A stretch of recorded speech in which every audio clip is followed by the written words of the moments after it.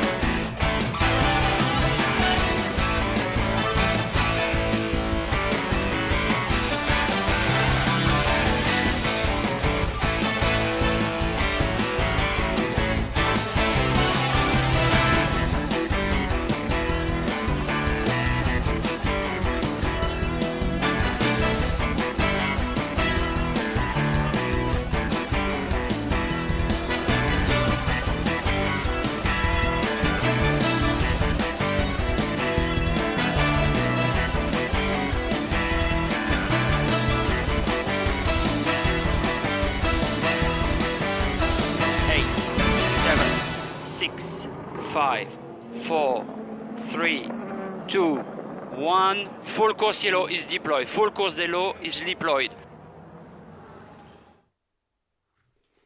Yes, hello everybody, welcome to another edition of Full Course Yellow, the weekly get-together from the team at In Pit Lane, where we just sort of hang around and we talk about all things motorsport and until we run out of energy and things to talk about, and then we all have a nice hot cup of cocoa and go to bed. Now, joining us on the program this week after a very, very stressful week, yes, I didn't, up until Tuesday night, I was blissfully unaware of Travis Scott. I know who he is now, unfortunately. And if you were travelling on public transport on Tuesday night or Wednesday night in Melbourne, you know who he is now as well. He's a very popular young man, especially with other young men who like to get around without shirts on. I think I was the only person. I was the only person on the train over 20, and I was also the only guy on the train who was not topless. But anyway, so that was wonderful fun, wonderful fun. God help us. Okay, let's talk about all things motorsport. Joining me to talk about all things motorsport is our team again. We've got Peter Johnson, we've got Craig Doc Gladigo, Richard Outram, and Mark Jones all the way from Queensland. Guys, welcome to the program. Welcome yourself. Good evening, everyone. You're also Mark Safe from Coldplay, who's going to be all over Melbourne and every other state the next week as well too. Oh, that's right. What nights are they playing on? If they're playing on Tuesday night, we're going to go through the same bloody thing again. Yeah, I think it's Tuesday, Wednesday next week, and I'm doing some. I'll tell you. This is for not this. I don't really care, but I'm actually doing some work behind the scenes for him on Saturday week. But anyway, if they're on Saturday, earplugs will be securely in. I will not be listening to the music. That's for sure. I don't mind listening to the music, but as long as just getting in and out of Melbourne right now is a nightmare as it is. Seven trains it took me. 7 trains and 3.5 hours it took me to get into Melbourne the other day to get to do the show. So it was pretty chaotic. But anyway, let's put that aside now. Let's forget all about that. That's a moment in a day in the life that I will not want to remember and won't remember with any affection. Okay, well, let's talk about. There's so much motor racing going on. So much we had, of course. Let's start on two wheels because that was sort of the local thing on the weekend. Doc. Well, I mean, we'll talk about the race itself in a second, but once again, I think we're getting to the stage, and certainly some of the riders are now saying that we're getting to the stage where they're wondering about the suitability of Phillip Island for future Grands Prix, simply as a result of the local wildlife.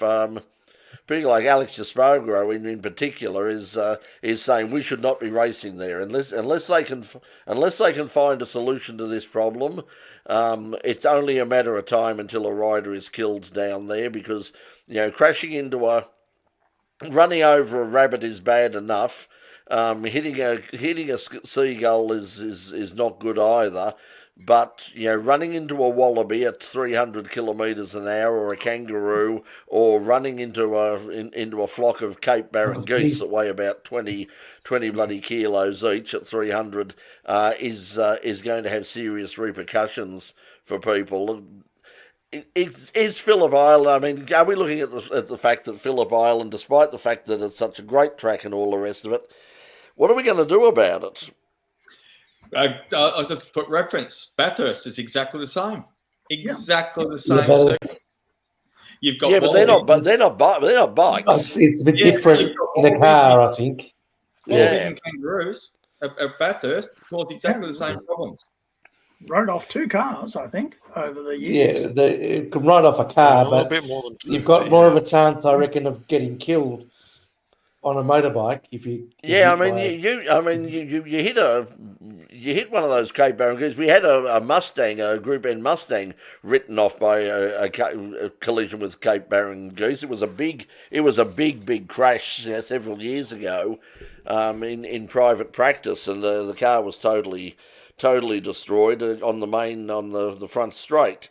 And if that sort of thing happened with a bike at that sort of part of the track, you'd be looking, really serious. We need to get Lindsay's chopper down there, and he can just do a fly around for half an hour, and he'll scare all the wildlife away. Cape Barren geese don't give a crap. Plenty of crap. It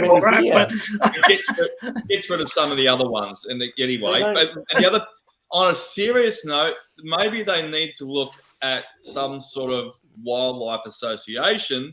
Not saying they have to do in-depth analysis and surveys and blah blah blah, but okay, what would be some of the best outcomes that we could provide before the race weekends and during the week to ensure that the wildlife are going to be safe and the riders are going to be safe as well. Both are going to be, it's going to be a better weekend, better race, better MotoGP weekend. So, and that's. Otherwise, as you said, the Cape Barren beasts, they can fly in. They don't look like they can actually damn well fly, but if you're down there and you watch them sometimes, they just absolutely come from nowhere, fly in and drop, and then they'll just walk around for 2 hours and just as Richard said, they migrate to Canada. They can fly. Yeah, they can fly all right. But at the track, I saw at one point over the weekend, I saw them just aimlessly walking along like it was a pedestrian crossing. They really couldn't give it. And I mean, I remember there's been incidents at Phillip Island in the past with supercars there, and they'll throw out the safety car because there's Cape Barren geese was walking around, and the rumours abounded at the time that these were actually remote control Cape Barren geese that were put on the track because certain, I think at the time it was Stone Brothers Fords that were too far out in front of the race, and they needed to be, So they needed. Was that the ones with the lasers on their heads as well? Oh yeah, freaking lasers for eyes. Yeah, straight out of mind you, powers. Yeah, straight out of the movie. Mind you, being the token Queenslander here, I will put forward a Queensland solution that's proven for wildlife control up here, and that's the introduction of the cane toad to Phillip Island. That will work wonders. Believe me, they're coming. And the fire. They are too. Well, somebody's... They'll be in Canada soon. Yeah, as Jimmy says, some sort of animal. They've been looking at ways. I mean, apparently, like the local the airport down there. And I don't know, Doc and Richard. I mean, you both go down there fairly well. Have you actually ever seen? Like, I've seen some helicopter. I've seen a helicopter flying in there. Have you ever actually seen a plane fly in or out of that damn place? No, I have. I've only seen a helicopter. Yeah, it's been, I think back in the 60s, I might have seen a plane fly in there. I've hired a helicopter from there before and been on a flight and done some wineries and stuff like that over a weekend. So yes, I have been to the airport, have used the helicopter service.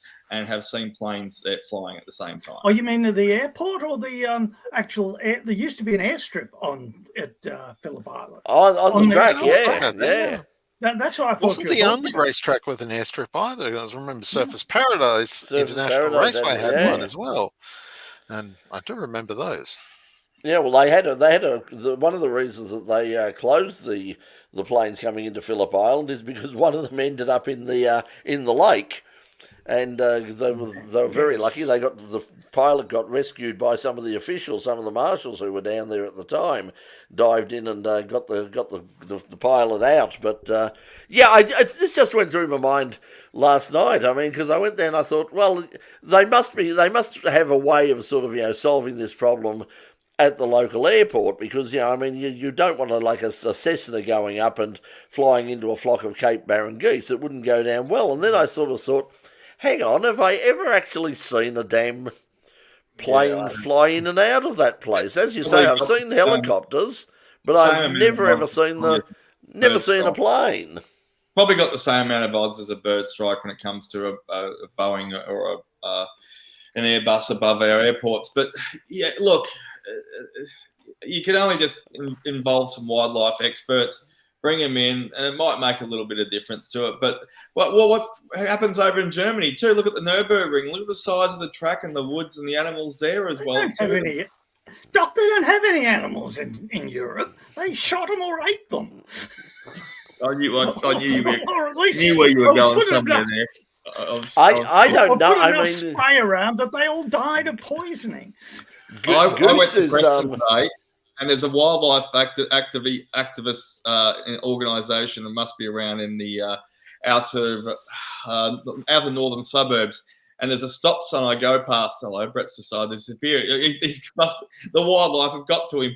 The magpies do knock on his door quite often when I'm over there, and they decide they want to raid his kitchen.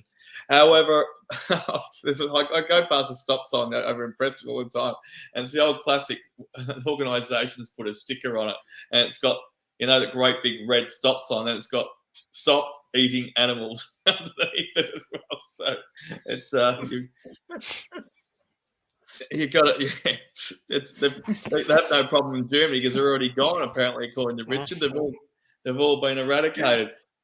Anyway, they had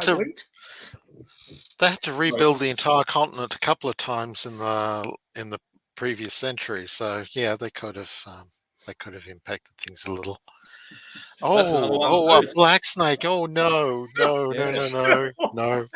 that's it. I mean, it's Australia. You're going to have rabbits. Introduce rabbits. Well, I suppose foxes. Yeah. Foxes is another one as well, though, too. So, well, what about the brown snake at Bathurst? Well, we had snake. What about that brown snake at Bathurst? I think they're very glad that it was the guy who got it. His hands were shaking like this. Unfortunately, the previous race had an oil spill, so they were stopped already for that. But then, and then they were ready to go, and then the brown snake appeared, and so they were stopped, which was fortunate. Anyway, we're getting off the real subject. What a fantastic weekend of racing it was with the bikes that were on track down at Phillip Island, and how instrumental was Marc Marquez's ill-fated start, and then he just ploughed from about 10th place, well, all the other bikes, first 9 bikes in front of him, and managed to down. And look, they were interviewing Jorge Martin straight after it, and he said, stated public, it's just outrageously. He said, I couldn't go any harder. He said, I tried to gap him at the start. When I knew Bagnaia was straight away on my tail, I gapped him. I gave him a little thing. Then I tried to manage my tyres as best as I possibly could. He said, I had nothing for Mark when he finally caught me. He said, I gave him one shot, tried to give him one shot passing move back again, but that was it. He was just too good. And they reckon, I don't think we talked about Brett and I on Tuesday night, but the most significant part from the GP24 bike they're racing now to the GP23 bike and the Ducati factory ones is that, because that's Marc Marquez is on a factory 23 bike, is 25. That's just rumours. 25 horsepower. Now it sounds a lot in numbers, but it's obviously more advantageous at some tracks than others because you've got more cornering and fast. But on a high-speed track like Phillip Island, which has got high grip because of the resurfacing, a lot of resurfacing again this year, that's why a lot of them during the sprint race went for a medium option tyre instead of a soft to give it a test run in the sprint race because they weren't trying to get points in that. And they went for longevity. So, yeah, they reckon Marc Marquez could just absolutely wipe everybody next year.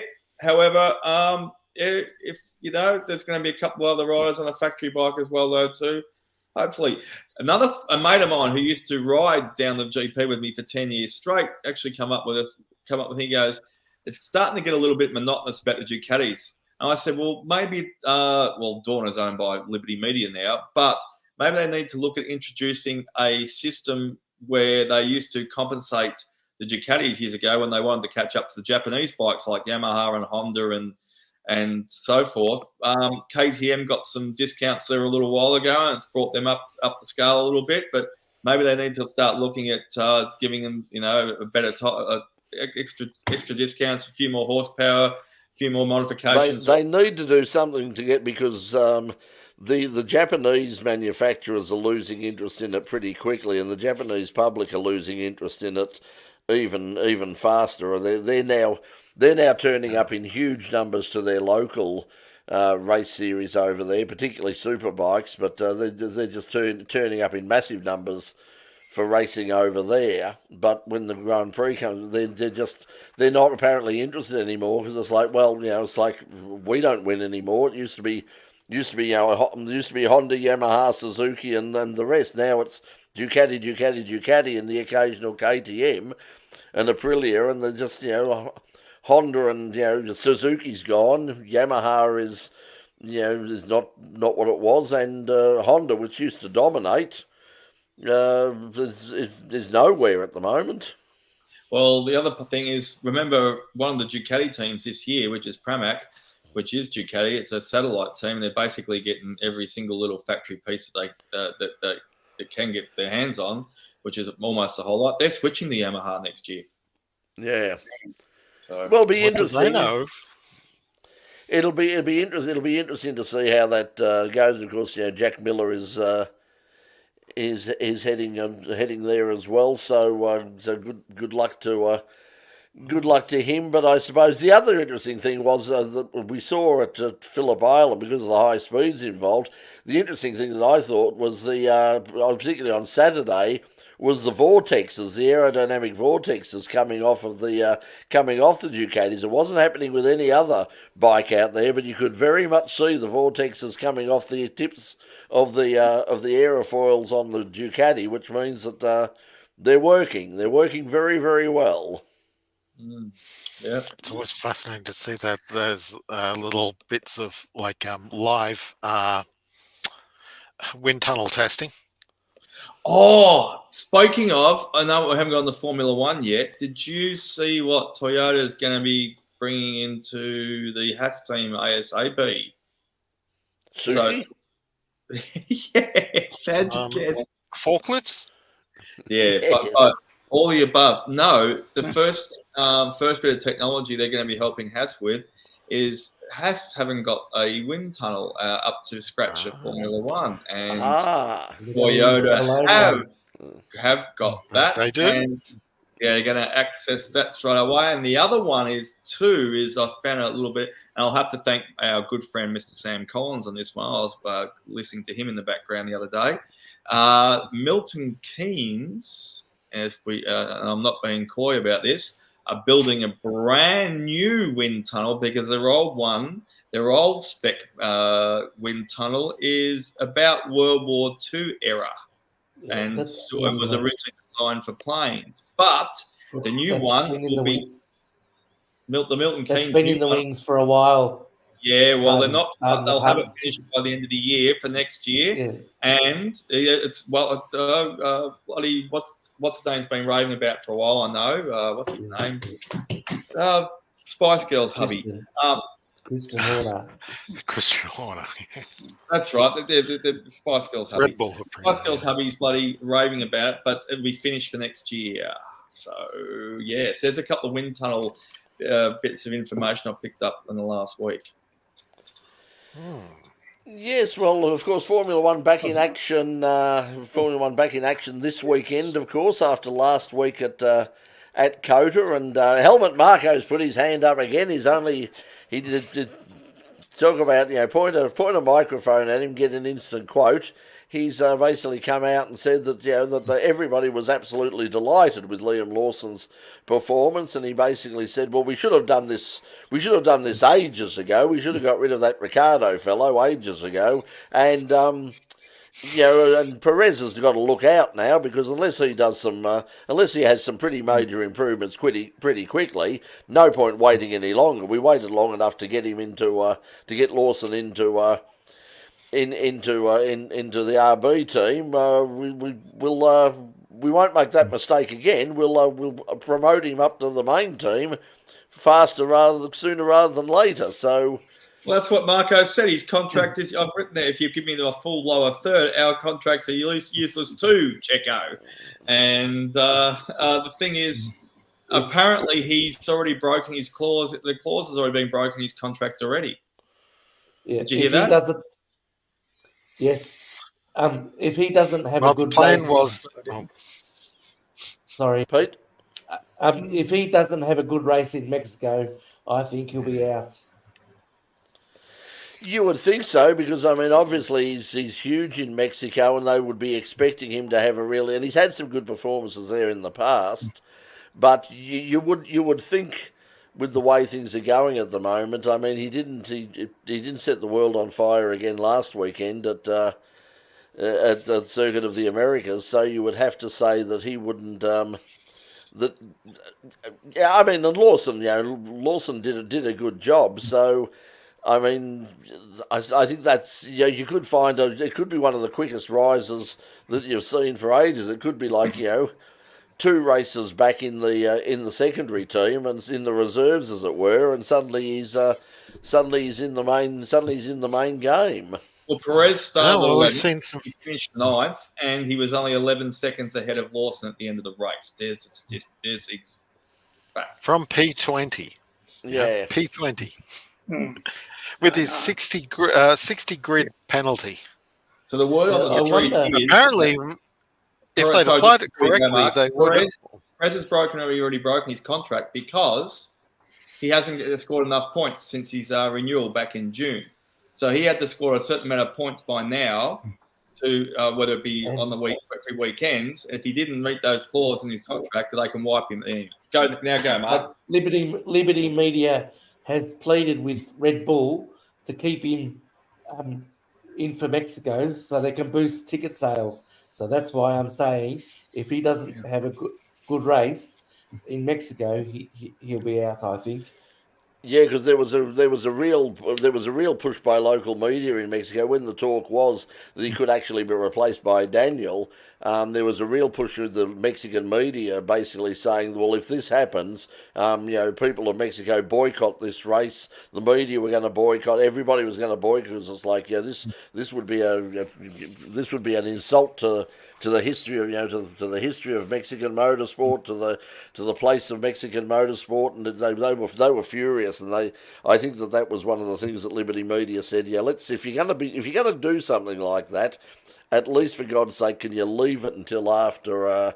Can you leave it until after Mexico and then have a look at it? But then at the same time, it's believed they said the same thing about Ricardo in terms of Circuit of the Americas, because they really wanted him there. He was all over the place. I think Kim Illman was showing posters all over and billboards all over Austin and at the track and everything, all of them featuring Daniel, and all the television advertising featuring Daniel, and Daniel wasn't there. Daniel was across the other side of America in Disneyland with his girlfriend.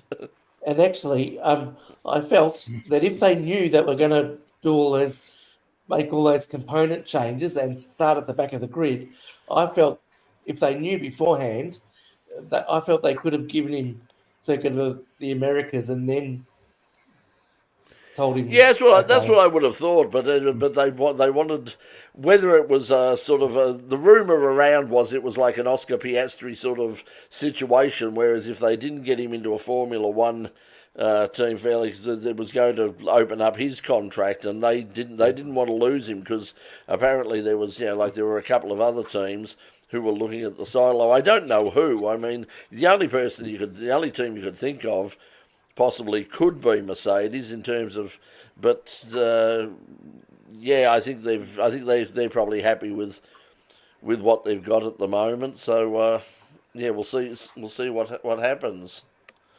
But one more thing on that. At 8 o'clock tonight, it was a news story, so you might not have caught it, but I did before I jumped on air. Mr. Helmut Marko has said Mr. Webber has been knocking on his door, and he's calling him and said, we need to talk, and we need to talk immediately, and he's serious. So that was the rumor we ran with sort of last week, is that perhaps Mark isn't too impressed, and Oscar isn't too impressed about the situation at McLaren, because apparently it is in the contract. Apparently that was one of the things he was very firm on, was that basically what happened to me at Red Bull is not going to happen to Oscar at McLaren, and if you want him, then basically it's got to be sort of, there's going to be none of this second driver syndrome. He's going to be the 8 p.m. article is not anywhere near focused on all that crap from the past from Webber. It's got nothing to do with that whatsoever. It's just Mark putting out there to Helmut and the gang, let's have a conversation on whether you want Oscar in the future. None of the other crap in the past, none of the bloody stuff at McLaren, nothing that's happened to Mark or that sort of rubbish. It's basically let's have a discussions, because I read the article at 8 p.m. It was released tonight, and our time, whatever it is over there, and it's about. That's also a quite clever way to put some additional pressure on Max Verstappen. Yeah, also counter to that is that Helmut Marko and Mark Webber aren't exactly bosom buddies. No, and it's Formula One. I mean, is friendship really that much of a tool? No, well, that's for sure. I mean, there's no friends in Formula One. Just quickly to answer that, the Phil Reed record, 1,000 feet. Yeah, all top fuel and nitro racing around the world now is over 1,000 feet. So that was the Phil Reed set a new Australian drag racing record over the weekend. I think it was from memory. I think it was a 372 at over 520. I think it was 527. Kilometres an hour, one of the fastest times in the world as well. I think I read somewhere it would have put him sort of about fourth or fifth in terms of qualifying for the NHRA Nationals this year. So that track at the bend is it's just fantastic. I mean, well, Doc will remember we spoke after when it opened. We spoke with I spoke with Peter Pisolides, and also we both spoke with Carl Cox down at Phillip Island, because Carl had been out there as well, and he said it was magic. He said the traction, the conditions, absolutely everything. It is as flat as flat.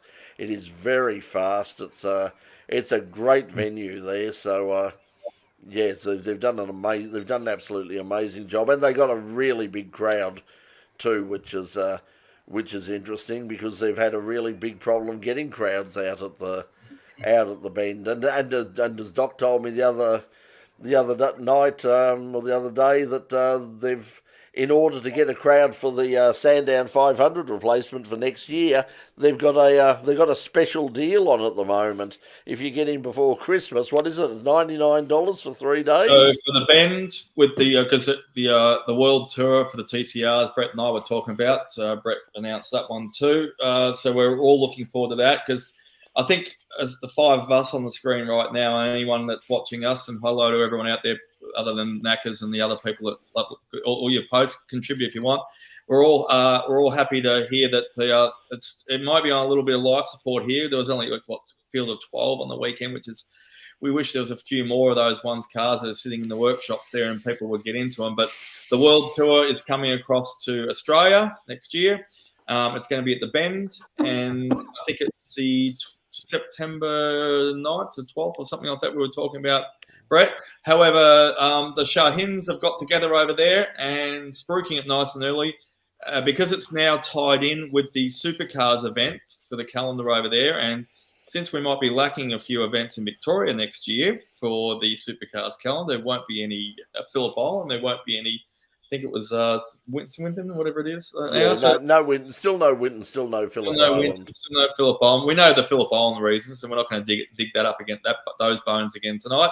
But Supercars and TCR together with the World Tour slapped onto it next year, early September, and they're doing a $99 deal for the 3 days general admission for GA under 100. Yeah, you can even if you can get a $1 cup of coffee at Macca's and change and $99 or OTR on the way into the track. Yeah, on the way into the OTR. But yeah, I mean that will be interesting. I mean, in terms of who's running it, I imagine the fact that I don't know whether the Shahins and the tracker are promoting that round or whether it's just it's a supercar promoted round. If it's a supercar promoted round, the fact that they're allowing the TCR World Tour to be a support race is interesting because it does open up the possibility then that they're obviously not adverse to having TCR alongside, and I think it just makes sense because it brings in a couple of other manufacturers, it brings in more corporates. We'll lose Honda, of course, but Hyundai, I imagine, will still be there, and whether we see any other categories because the TCR's involved. Sorry, the World Tour is involved. You would imagine that sort of some of the other Lynx and Co. and a few of those other Peugeot. And Peugeot, of course, and congratulations to Gary Rogers. I mean, we ran with this on the show last night. Is with the first win, the global win for the new Peugeot, developed in house at Gary Rogers Motorsport. I mean, basically, from what I understand, Peugeot was sort of interested about still having a TCR car, but just said we don't have the resources, we don't have the time to develop it now. We've got other things on our mind in terms of our World Endurance Championship tilt, and Gary and Barry convinced them that, well, if you let us homologate it for you, we'll build it, and we'll homologate the thing for you. And they gave them the permission, and it looks like on the basis of the first run that it's instantly going to be competitive. So that'll be last night, good. Brett, that when Coxie got interviewed when he had his win. No. Sorry, it was the lead-up promotional package. Sorry, it was their the little. Coxie said that the biggest difference that they can develop a little bit more on, but they seem to have got their head around it enough. They wouldn't have won otherwise. Was the independent rear suspension on both sides now rather than the live axle they had before. So it has that. That's the biggest difference from the new one to the old homologated thing. But yeah, that T9, yeah. The P51 versus the T9. That's it. T9 was the old model, P51's the new one. Thank you. Cool. Awesome. Yeah, so, and as I said last week, we'll be having a close-up look at that car later on in the year, because at the moment they're just flat out at Gary Rogers Motorsport with preparing Trans Am cars for Adelaide, and of course Bathurst coming up in a couple of weeks' time for them as well. So they're not in a position to do much, but the team has already said that we've invited around to have a really close look at that car and a sort of a look at how it's all been put together, and so we look forward to that later on in the year. But the TI guys turned up. Oh, that was that would be the I didn't see any of that actually. That was the what is that, the Super Series or something, the AASA event that was on the weekend. The Speed Series, Shannon Speed Series was at Eastern Creek weekend, City Motorsport Park. That weekend was just gone, but yeah, just got. Super Series and Speed Series. That's what they are. That's the two. Did you catch any of the TA2 races, Mark? TA2s actually weren't on at Eastern Creek. Yeah, no, I didn't think they were. They weren't running. Because their final round is somewhere else. I think they'll be at Bathurst, won't they? Yeah. Oh, they're also at Adelaide. That's why Gary Rogers. Yeah, that's why Gary Rogers Motorsport is there because they when I spoke to them, they said, look, we're flat out because we're getting cars ready for Bathurst, but also we're heading for Adelaide as well, and we've got lots of cars to prepare there. So and after sort of in the new year probably we'll have time to sit down with you and just have a good wander around and show you what we've done and pull the car to pieces and have a damn good look at it. So yeah, so that's coming up. While we're on endurance racing a little bit, I did see a little update on Brody's Kostecki's little side project. Does everyone know what that is? Yes, we've got it in the thing. Yes, he's going to run a car in the 6 hours, a production Mustang, because of course he's with Dick Johnson Racing. No, his one, his car. Yeah, no, but he's allowed to run. He's allowed to run a Mustang, which he's in because he'll be with Dick Johnson Racing. He wouldn't be running it. He wouldn't be running it if he was still with Erebus and. His 6 hour car. He started building it the 6 hour this year. He got a B in his front, and he's got an Alpha, and it's a 2.9 litre six cylinder twin turbo. And he's putting that. It's close. I can't remember what the code. Mark will be able to. Mark, there you go. You're better with me at codes and models than I am. It's a GU or whatever it is or something like that. The Alpha so he's probably about. He reckons he's about 80-90% done with it, but it's pretty close to getting out for a whack at a track. So given Erebus is down here in Melbourne, Sandown's probably just around the corner. I would be keeping an eye out in the empty garages or the he won't be running it. He won't be running it down here because he's based up in Queensland, and Erebus will have absolutely. Well, Mark, that's your job. It's a Julia. The car's called a Julia Quadrifoglio. That's the one. Yep, that's all right. I bless you. So he's putting that together, and he hasn't said who's his co-pilots, but he's definitely running that Alpha in the 6 hour next year, guaranteed. Well, they're talking about if he's co-pilot with Dick Johnson Racing this year, they're talking about it being Todd Hazelwood again, because apparently Todd's not under any sort of contract with Erebus. Sorry, guys. And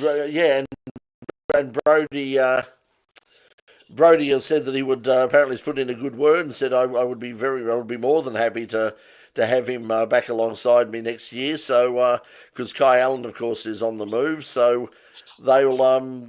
It looks like that. Todd might follow. So there's Erebus lose another one. So it's as we said before, losing one driver is bad luck, but losing about 6 or 7 is careless. But anyway. So I'm just replacing the light bulb. I guess that's where the Erebus Academy will come in handy. Yeah, well, it's interesting that this week up at the Gold Coast, they've taken Max Gagan up there, and he's involved in a lot of their PR stuff. And we had an interview with Max a couple of weeks ago on the show after that we got out at Sandown, and he's from a media point of view, I mean, he won the championship and he won the race out there, but he was from a media standpoint, he's very impressive. He was very he was very proactive. He was he was very keen to know what we actually wanted and how we should what the message was going to be and who was the audience that we were targeting, and would they understand if he spoke about like things from, we sort of explained the show to him, and he just sort of sorted it all out and gave a great interview, and he really impressed me. So from a media point of view, so then the fact that they're sending him up there and he's doing all the media stuff with them and making public appearances, I would I would think that he's clearly on the horizon as someone that they want to promote into at least Super 2 or somewhere like that as soon as humanly possible.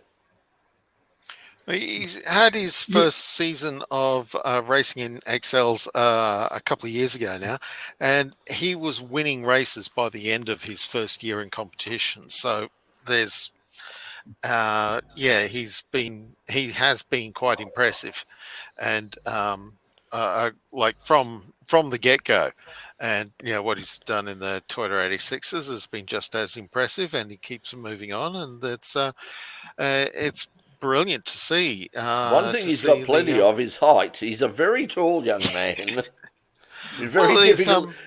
Very difficult to get. I had the tripod up as high as I could get, and I was still looking up his nose because he's about 6'6". He's a big kid. Well, his grandfather wasn't small. Driver, I gather.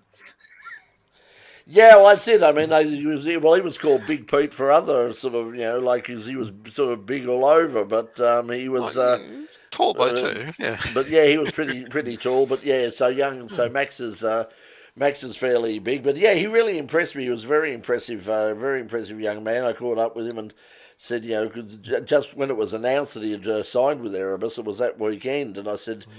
Could we have a chat? And he went, yeah, not a problem. And, just asked about the show and, okay, so what's the audience? What's the, so I need to know. I don't want to sort of say something that people go, what the hell's he talking about sort of thing. And I went, no, it's a hardcore audience. They're going to know, they're going to know about your family connection. They're going to know about the history. He went, okay, great. Well, yep, we'll do it that way. And he was terrific. He was very impressive.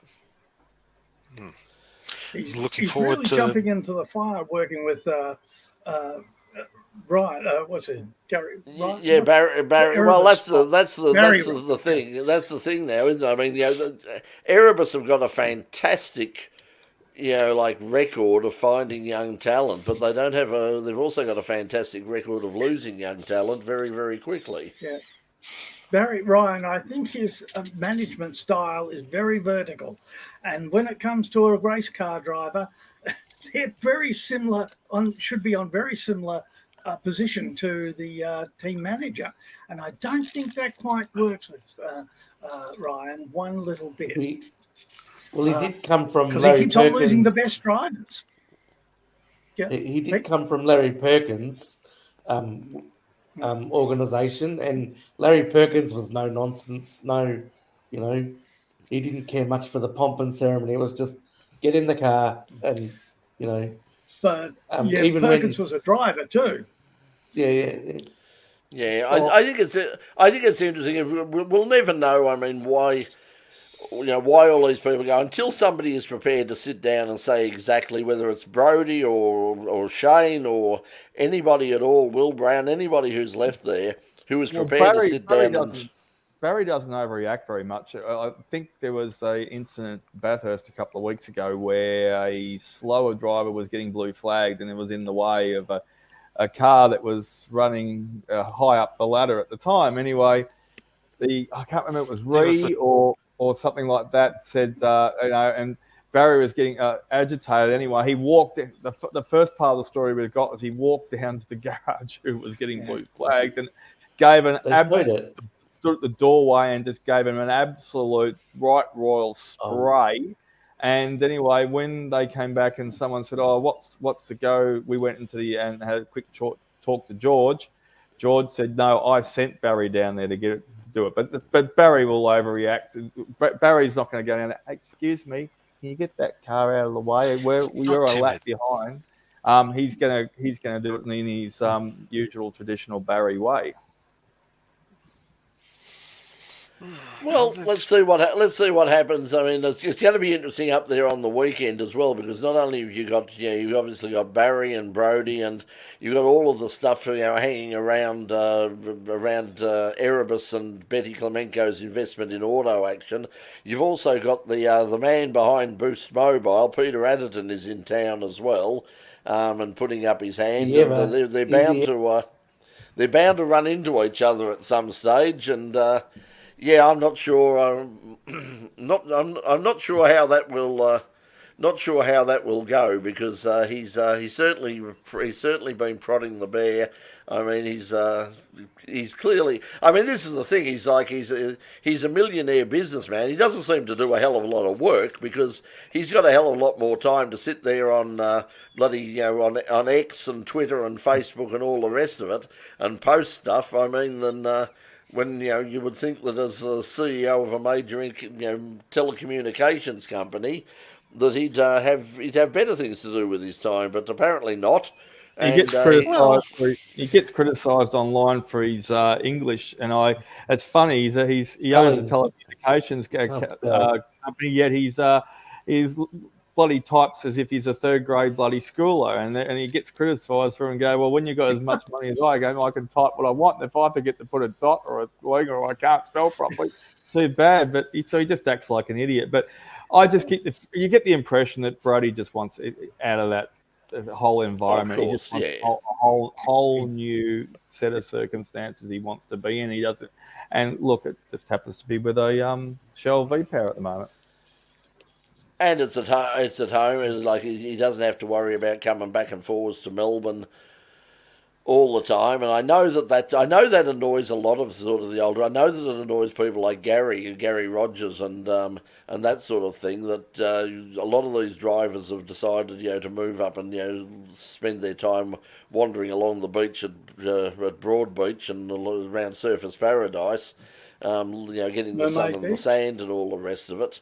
And they're up there, and I think a lot of the older guys say, "Well, no, you should be, you should be here when you're not driving. It's not a matter of just turning up when you're driving. It's about turning up at other times. Getting your hands dirty, putting in appearances in at the workshop." Talking to the guys, getting an understanding of what they're doing, just contributing to the whole team culture. If you sort of just basically fly in on a Friday morning and then fly out on a Sunday night and then don't see or talk to anybody in between, it's not the best. I know that, but I'd be saying to anybody, if I was in that position, I'd be saying to anybody who drives for me, no, you're living down here and you're, and we're going to work out that, on weeks that you're not racing, here's what you'll be doing. And some of that will be, and even if it's just cleaning up the workshop. It's like you'll get in, you'll get in here and you'll be with the boys and girls. You're and a tough man, Brett. You're a real. No, yes, taskmaster. I am. I'm cruel but fair. I know that. Podcast I am. Well, I suppose Glenn Seaton and Mark Scaife both started the same way at Gibson Motorsport. Yeah, that was the thing. So Fred was very much along that lines. I mean, you talk to people like Garth Tander and Steve Richards and all of those, and people, Jamie Whincup himself, all those people who Jason Bright, all those people who went through with Gary. It was very much. I remember many years ago. One of the first, I picked up. I rang Gary Rogers Motorsport. And said, is Gary there? And the voice out there said, no, he's not here at the moment. What's this about? And I sort of, introduced myself and said, we're trying to get Garth Tander on the line. And he said, it's me. It was Garth was answering the phone. And so we arranged him to come in on the show, through that, because he said, oh, no, I'm just, he said, when I'm not behind the wheel, I'm here and I'm doing things around the office. Well, since then, I mean, he's gone on and he's run his own team. He's run sort of Formula Fords. He's obviously been heavily involved in his kids karting, running his kids karting teams and all the rest of it. So he's learned things from there, and I think I think Steve Richards would be the first to say that he learned a lot of really good stuff about running a race team. Steve was actually, when I was chatting to Steve about 2 years ago, he said he was briefly doing some work with Garth in a team at the particular time as well too. They were working alongside each other with some stuff. So just all those names you mentioned that started with GRM, you couldn't pick a whole lot of different personalities there, and you feel all those names there. You've got certainly a lot of different backgrounds, and some would go well up north, where Richard was saying, along the beach with the meter maids, and some would probably be. Well, I do like to feed them real estate brochures when they come up to visit the Queensland. And, that's where the millions come from, is it? Well, it's possibly more likely Good one, that former Bathurst lap record holder Chris Gilmore, who's also a prominent Gold Coast real estate personality, could. Well, no, I don't want to. But yeah, but there's always something. Sorry. Yeah.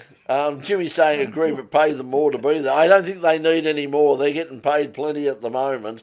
They're getting paid, and that's the thing in terms of doing the media as well. If they've got this attitude that like, hey, I'm just paid to drive.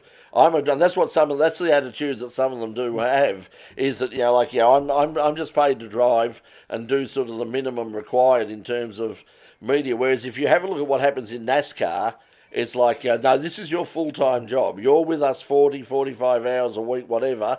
And when you're not racing, and of course in NASCAR they're racing all the time, so it's not sort of the problem. That's one of the reasons that Shane likes it so much. But, in those down times, they're always available for the media. We get stuff all the time from teams saying, hey, we're on a 2-week break, so our drivers are all available for media, in America. So we don't get that over here. It's just, they have a break, they finish their race, they go home, and basically a lot of them, I don't think, put in the time that a lot of the guys used to. But anyway. Do we have anything more to talk about? Because I'm getting very, very tired. I'm still recovering from there. Mark? Well, a couple of things that come to mind, of course, was the Speed Series racing at Sydney Motorsport Park weekend just gone. It was perhaps as much as the breakthrough first win for Peugeot, and Josh Buchan won the round, and that's with Dylan O'Keefe second for the round as well in the Lincoln Co. So there's good things going on there, and it's going to make for interest. Like there will be a championship battle come the end of the season for the TCRs. The Radicals had a huge grid. There was quite some shenanigans that went on in. Sorry, Doc. 30 plus was it, please, Mark? Just a question. The Radicals, 24. Oh, okay. Yeah, felt like more. No, that's and the part of that is just they're so damn quick. So when you've got a lot of them, it looks they look. Sorry, I don't know what the sentence was, but faster cars make their grids look bigger. What did you think of the GT racing, Mark? What did you think about the GT racing, especially the night race? Oh yeah, well that was a fascinating little affair, wasn't it? Where very bit of clever work, a bit of clever work there by the team to take advantage of that full course yellow. Well, let me call that one up. No, that's the GT4's wrong one. The G in the Fanatec GT World Challenge Australia, of course. The Juice, who's had so much good press this year for his performances, Jaden Ojeda, that is, and his amateur co-driver in Paul Ticidi in the Tigani Motorsport Mercedes AMG. They placed themselves, they timed their pit stops slightly unusually compared to everybody else. They went in like a little bit early, and they actually stuck, if memory serves, they stuck Jaden in for one lap early in the running, to which helped them tremendously later on with the timing of when their driver change was going to go at the end of the race, handing Louis Chidi back to Ojeda to finish the race. But what helped them most of all was when they got like a half-lap free kick when the safety car was deployed in front of the third-place car in the running instead of the first-place car. And a timing glitch as well. Yeah. Well, which presumably caused the caused them or at least contributed picking up the wrong car. But yeah, there was two cars that were able got a half lap free kick, and got waved by it when they shouldn't have been.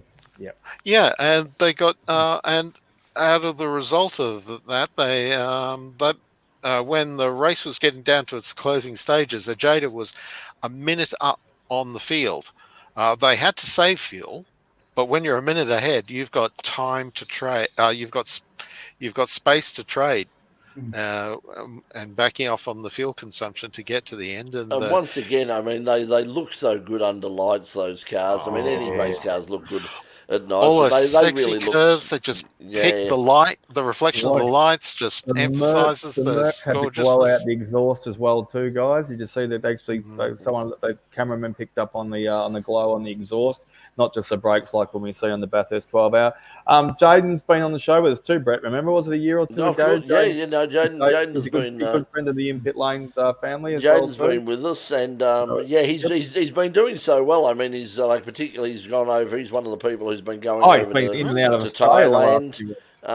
And then to Malaysia and to America, and he's the prototype of what the future could be in terms of young drivers. If you can't get a spot, because there's only a limited. It's a bit like Formula One. There's only so many spots available in supercars. Well, if you can't make a career as a professional racing driver full time in Australia, there's these options running around in Asia and America and Europe now in GT racing, and and he's put up his hand, and he's doing a really good job of. It's like these T20 mercenary cricketers, who travel the planet. Picking up gigs in the various T20 tournaments and the big bash type stuff. Just quickly, it's a little bit like that, but also. Oh, go on, you go, Tom. Well, we'll get back to the cricket because you and Brett can go forever on it. However, remember the bit of news as well too, because we're running out of time. That I think you picked up on it, Brett. You might have even done a quick forward feed on it. Was Matt Campbell's going to be unfortunately the casualty of a slimming down of the Porsche factory team over there. He still will be competing in the upsized 3-driver lineup for the Le Mans 24-hour, but they're going to tack him and another driver over to America, and they'll be competing. Well, he's going back to what he was. Basically, Matt's program is returning to what it was in 2023, and that's because Porsche's decided to go. As with Cadillac have done, and to just have 2 drivers at World Endurance rounds instead of 3 drivers, which appears to be the norm. But so the result of that is that the Porsche Penske Motorsport have thanked and have thanked 4 drivers for their efforts, and they've also promoted Julian Adlau from GT racing into the LMP program. Into the hypercar program. So that's Andre Lotterer, Dane Cameron, Fred Makawiki, and someone's working their Google while we're talking. Matt Campbell will reunite with Matthew Jaminet in the IMSA series. They raced together 2 years ago. Turn your Google One off. Don't worry about it. It's I feel for Matt because it's essentially I guess it's essentially demotion to go from the World Championship to the American Championship. Slimming down the team in the WEC.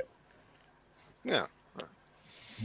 Well, because they're already on 2 drivers in the IMSA series, whose most of their races are a bit shorter as well. You just remind me, did you hear about the fines dished out today or this week in Formula E?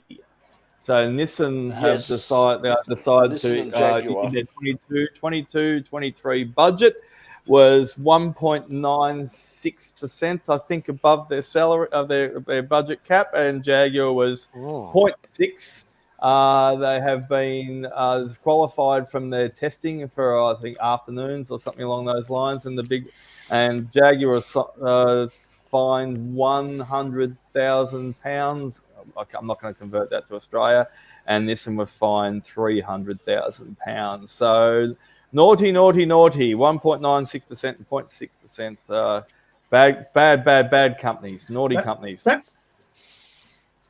Their catering budgets will be slimmed down next year. Reminds me, we should put sushi. Yeah, we should next week put Formula One overtaking rules under the microscope because they're getting more bizarre. Yeah, certainly McLaren are talking to, are seeking from some clarification from the FIA in terms of what's kosher and what's not. Come on, Richard. Because of what happened. Come on, Richard. At Coda. Yeah, come on. What's your opinion then? Because everyone's been asking everyone else. You can't follow an overtaking car off the track and then say, well, they went out of bounds. How do you know the car that's being overtaken could make the corner at all? Unless they actually do make the corner. So you should be pushed off. It's getting really bizarre. No. So who gets the fine? Who gets the penalty? Doesn't matter if the other car goes off the track. You should still be on the track and still within track limits. But you're pushing off even further. You reckon? Yeah, I think it's one of the things. But it's the old expression, isn't it? Well, he did it. I mean, that doesn't count. That doesn't count. Anywhere. I mean, we've all used that one as kids. Well, Johnny did it. Well, if Johnny jumped off a cliff, that we know that argument. It doesn't count. Well, hang on. Does will he be able to complete the overtake if he goes off the cliff though? Well, possibly. Depends if he was pushed. Yeah, depends if he was pushed. So, these Formula One drivers, they probably think some of them could recover from driving off a cliff, get the car back, and it might be worth the risk. Yes. We've gone 10 minutes over for Richard. So, if you've got the two things, you've got the sprint race between Oscar's incident, and he said, I got slapped the penalty, my 5 for that. And then you've got a similar circumstance in the main race, and the penalty went the opposite way, where Lando got it, and it was similar, and Oscar said it was similar. And as Brett said, they're asking for clarification. I actually listened to Oscar's the lengthy full interview he did on the post-race show on Formula One, and they had him for about 10 minutes, and they were chatting about him, and he kept on going in circles on it. And they said, well, what do you think, Oscar? And he had to be careful what he said because obviously he's just going to cop a great big slap across the head with a cold fish and a fine as well too. So. Richard, you brought it up. Do you think Verstappen should have been penalised himself because he actually left track limits and pushed him off to avoid being overtaken? Yes, or it should have been consistent. If you go off the track, you're pushing the other car off the track. If you can't, if the car being overtaken or overtaking can't remain within the track limits themselves, then they're literally pushing the other car off the track. And the moment Verstappen, you've got a certain amount of overlap, it's a done deal. And Verstappen's situation was identical to Lando's, and he didn't get pinged for it. So I just think it needs to be consistent. Yeah, I think that's what I understand there's a change at lap 1, but after that. But anyway, listen, we've got to pray out because we are over now, and I've definitely got to go now. I have things to do. I've got to dive out the door now, so I will see you. Now there may be no in-pit lane. No, there may be no full course yellow next week. Got to sort it out because I will be in Tasmania for the Baskerville Historics, and not sure what the situation is down there, whether we'll have time because we fly in on that day. It's going to be a huge meeting. We've got a couple of Judd V10 powered Brabham, Formula One cars, ex-Martin Brundle, ex-Stefano Modena Brabhams that will, and the sound that is going to make around the valleys at Baskerville will be absolutely amazing. A brand new IMSA Monza. Somebody's brought a Monza from overseas, and that's a Chevy Monza. Yeah, that's testing at the moment. That's testing today. I got some footage today of them testing that at Simmons Plains. That's going to make its debut there next week. It's going to be a huge meeting. We will have some live breaks during the week. We'll have our pit walk again that we've had for the last couple of years. We'll also try and give you some on-track stuff, certainly on Saturday and perhaps again on Sunday if we get time. But got to go right now. We'll see you on Tuesday night in Pit Lane. Now, Tuesday night on In Pit Lane, not sure who we're going to have from the VHRR, but I do know one thing we are going to have are free passes to give away to the historic Sandown. So I've put the hard word on, but that's going to happen. So we're going to have free passes to the historic Sandown if you watch this Tuesday night at 9 o'clock Australian Eastern Daylight Saving Time on In Pit Lane, and we will have tickets to give away to the historic Sandown coming up in a couple of weeks' time. Anyway, thanks everybody. Got to go now. We will see you next week. Thanks for joining us. We'll catch you later. Until then, bye for now, everyone. Start walking.